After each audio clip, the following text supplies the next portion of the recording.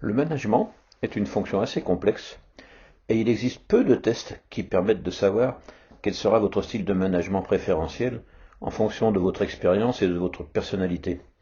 C'est pourquoi j'ai senti, il y a fort longtemps, la nécessité d'en fabriquer un, assez simple, dont l'avantage principal tient au fait qu'il est facile à interpréter et qu'il renseigne quel que soit le niveau hiérarchique. Je l'ai rodé en formation et aussi en coaching.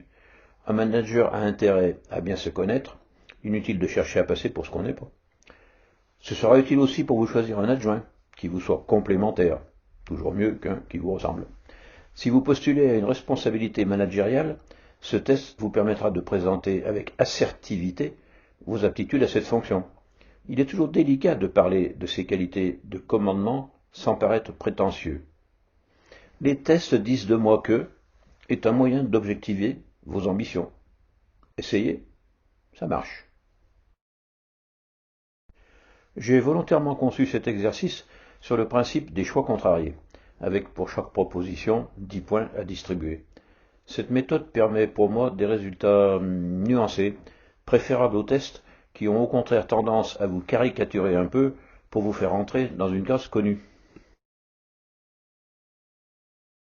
8 fois de suite, vous devrez répartir 10 points. Vérifiez bien si votre total fait 10 avant de passer à la proposition suivante.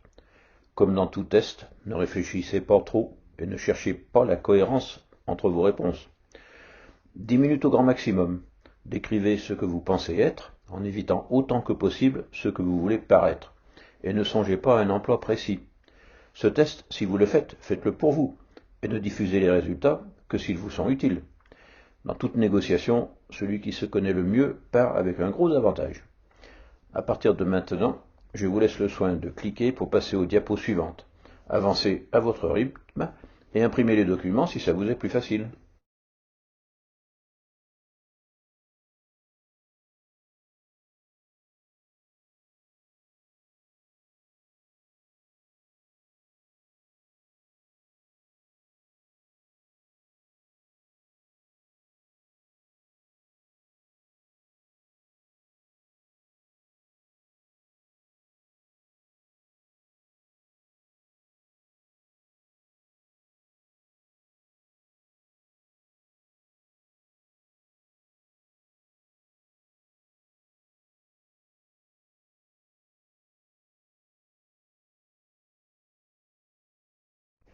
Voilà, il ne vous reste plus qu'à reporter les points que vous avez affectés à chaque ligne. Si en page A, vous avez affecté 3 points à A1, vous inscrivez 3 dans la colonne à droite de A1. Attention, les chiffres ne sont jamais dans le même ordre, il faut rester un peu attentif. C'est voulu pour que les petits malins ne pigent pas trop vite les critères du test. Vous remarquez des points d'interrogation en dessous de vos 4 totaux. Quand vous en avez terminé, n'oubliez pas de cliquer pour savoir à quoi correspondent chacune de ces colonnes. Pour savoir si vous tenez davantage du grand chef Sioux que du Comanche, il vous suffit d'envoyer votre tableau récapitulatif à jpconseil4wanadoo.fr qui vous enverra les renseignements que vous pouvez en tirer, confidentiellement bien évidemment. Big Chief or not Big Chief, that restera your decision. L'avantage de vous positionner sur ce marché, c'est qu'au XXIe siècle, il y a moins de concurrence sur les postes de management que sur ceux d'experts autonomes.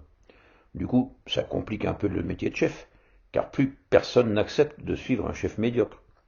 Normal, ceux, très nombreux chez les plus jeunes, qui ont les aptitudes de chef, mais qui n'en acceptent pas trop les servitudes, sont les salariés les plus exigeants.